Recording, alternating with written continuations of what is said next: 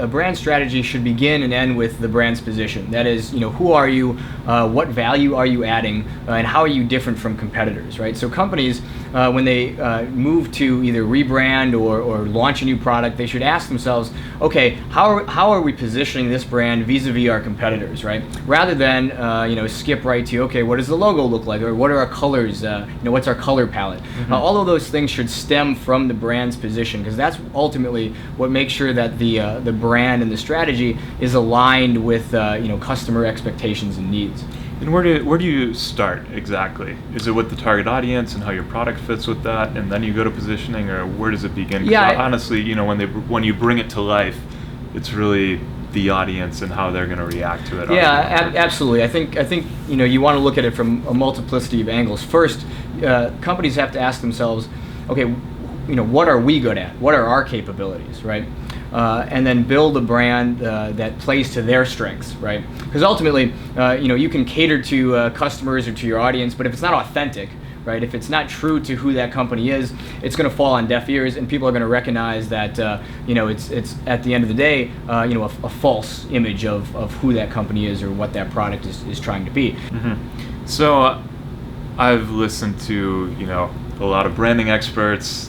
Obviously, we do branding work, and a lot of them, after Simon Sinek's TED Talk came out, kind of knocked that off, and they're like, you need to start with why based off of that. Do you agree with that, or can you talk about the downsides of starting with why? Yeah, well, what I'll do, Richie, is I'll talk about the downside of starting with any single framework. Yeah. So, if a company is, a nonprofit or a purpose-based company, or a company that really wants to, reposition itself to align with its value to consumers, starting with why is a fine approach, right? But those aren't the priorities of all companies. One company might call it purpose and build their entire brand and corporate strategy on what their purpose as an organization is, which is kind of like starting with why. Another company might see itself simply as a low-cost solution in the marketplace, right? And maybe they're less concerned about why they exist or why their product is valuable to customers, and just more about okay, well, how are we pricing for perfection, right? So I think the framework or the strategic construct that any company starts with should first and foremost respond to their needs, right?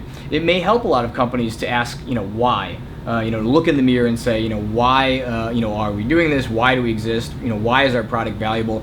That is not always, the best approach for companies. It can be. So my advice is usually don't cling too tightly to any single strategic construct, right?